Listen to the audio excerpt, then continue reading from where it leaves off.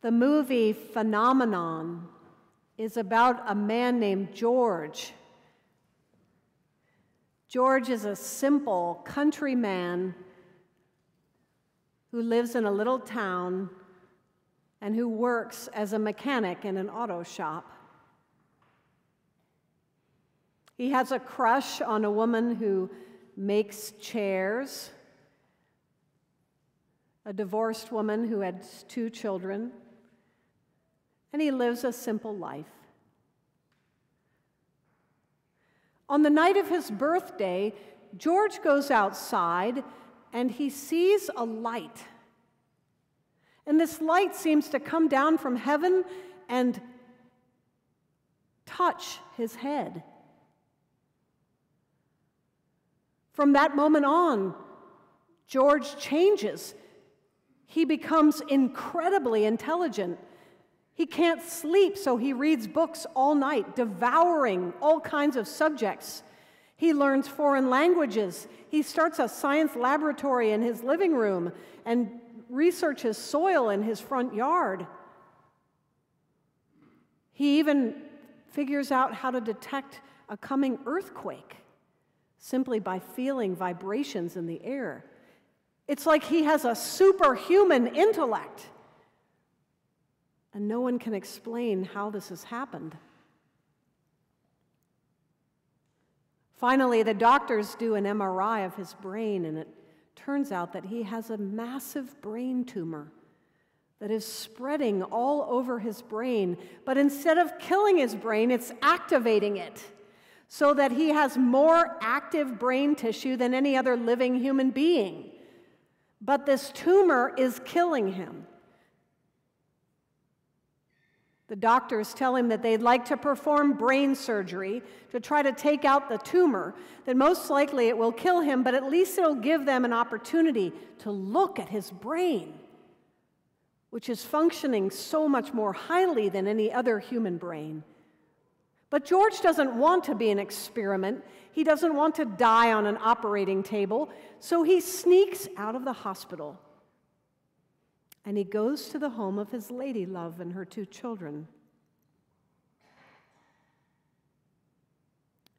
That evening, he's lying in bed with the woman he loves, and he turns to her and says, "Are you going to go to sleep?" And she says, "I can't sleep, I'm afraid." And she starts to cry. "I'm afraid that if I go to sleep, you'll be gone when I wake up." George looks at her and he says, "Honey, it's happening." And she says, "No, no," and she starts to hold him, to grab onto him. And he looks at her and says, "It's okay. You have to let me go." She takes a deep breath and says, "Okay." He says, "Goodbye, honey," and he dies.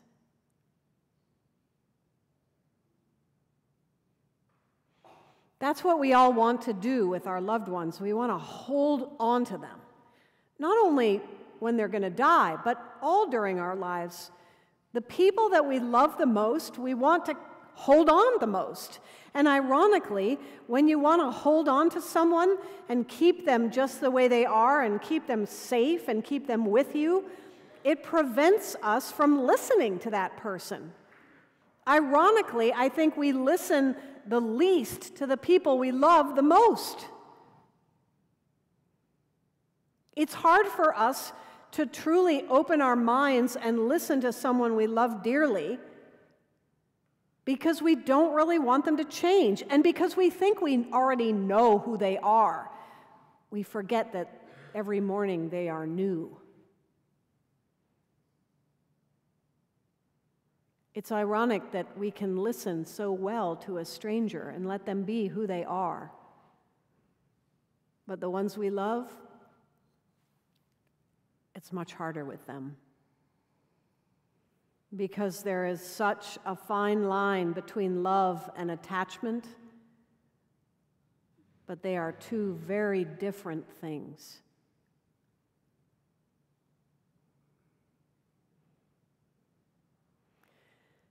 In the Old Testament reading for today, we see a relationship of great love between a prophet and his disciple, Elijah the prophet and his disciple Elisha. They've been together for years, and Elijah has taught Elisha everything he knows about God, about listening to God, about prayer, about meditation. And Elisha, the disciple, is becoming very wise and really is ready to become the prophet, but he doesn't want to let his master go. Elijah the prophet knows that God is calling him home. And so he says to his disciple, Elisha, you've got to let me go now. And Elisha says, no, I'm not going to let you go. I'm staying right with you. Elijah tries to walk to a different city. Elisha follows him. Elijah walks to another city. Elisha follows him there. Here is a man who spent his whole life learning about God, and he can't let his master go. Because that's what we do. We hold on to the people we love. We hold on to our children. We don't want them to change. We hold on to our spouses. We hold on to our friends. But life is more like a river. It's constantly changing. And if we're not careful, we hold our loved ones back.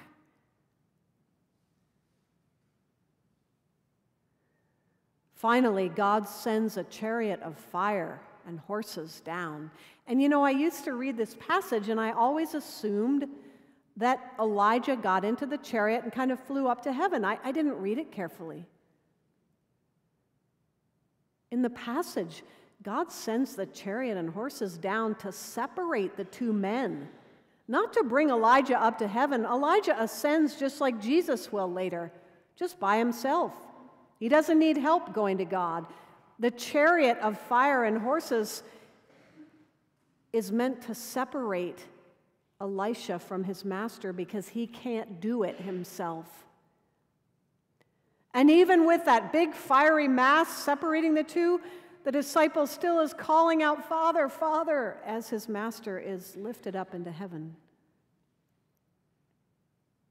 Oh, why is it so hard to let go?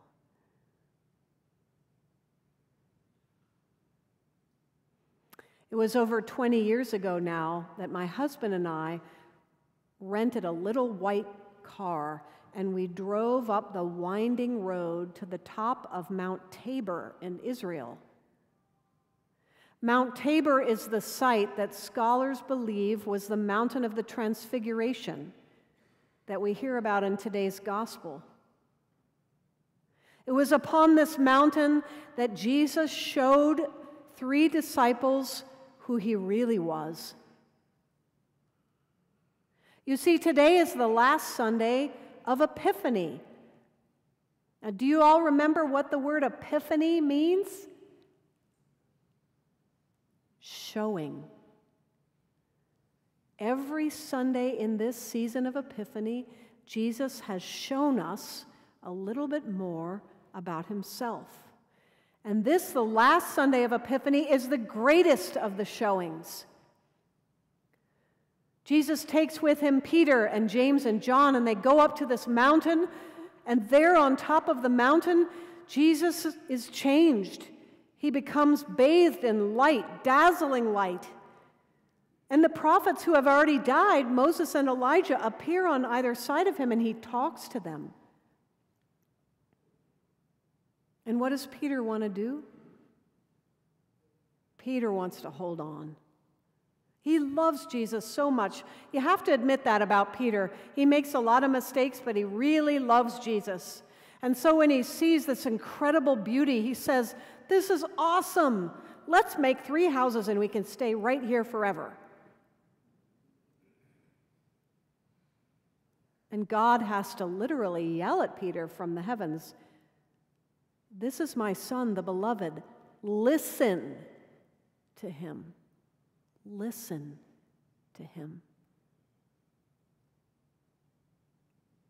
When JD and I drove up the mountain, it was very, very foggy. We parked the car and walked out to the top of the mountain. And I was overwhelmed because there was garbage on the ground. People had left wrappers and cups, and it was ridiculous. And I started thinking, this is terrible. How can people do this to a holy site? So I started to pick up all the trash. And as I was picking it up, I started thinking, maybe we should do a youth mission trip to Mount Tabor, and we could clean up the whole mountain. And so I'm getting busy picking up the trash and worrying about it and planning the mission trip. And luckily, JD says, Kate, stop.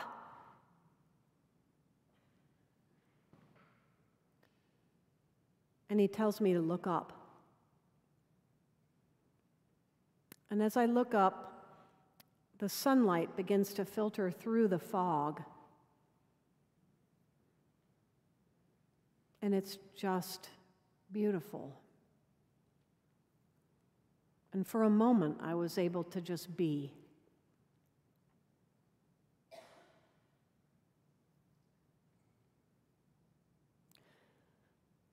God tells Peter to listen, and God tells all of us to listen. But we can't listen when we're busy trying to pick up the trash or when we're busy trying to hold on. We hold on to the people we love, and the irony of it is that we don't love them as well when we do that. When Peter is able to listen, he sees people who have died with Jesus. If you have loved ones who have passed away, you can listen to God and you can listen to them. I do believe that. They are our saints and they talk to us. But we have to be able to practice the art of listening, and you can only do that with effort. Because when you sit down to pray, the first thing that comes up is all the garbage in your mind.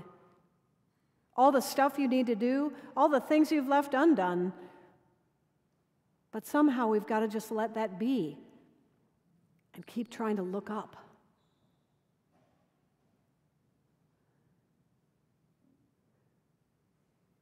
You know, just before George dies in the movie Phenomenon, that afternoon, he's with the two children. And the two children are so straightforward. I love that about kids. The little boy looks at George and he says, "You've come here to die, haven't you?" And George says, "Well, yeah, I like it here." The little boy starts crying and he runs to the fence at the end of his yard. George comes up to the fence and he leans on the fence next to the boy and he's eating an apple. And he looks at the apple and he says, "You know, if I throw this apple away, it will just be gone in a matter of days. But if I take a bite of it, it becomes part of me and it lives within me." And George takes a bite of the apple and he hands it to the little boy. The little boy looks at it, and he takes this enormous bite, like half the apple. And George says, "Now that's a good bite." I think God knows that we need something to hold on to, and God knows that we can't hold on to each other. So God feeds us with the one thing that we can hold on to, this piece of bread that you get, this sip of wine, something that you can take inside of you, that lives in you. That is the one thing that we can hold on to.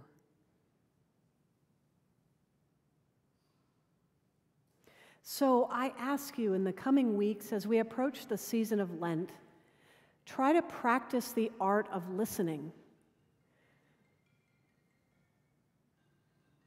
I hear it. And try to look at the ones you love as if there's something new every day.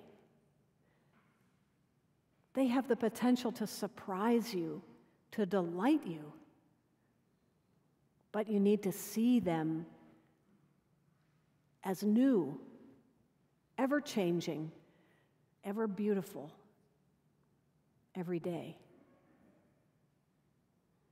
This is my Son, God said, the beloved. Listen to him.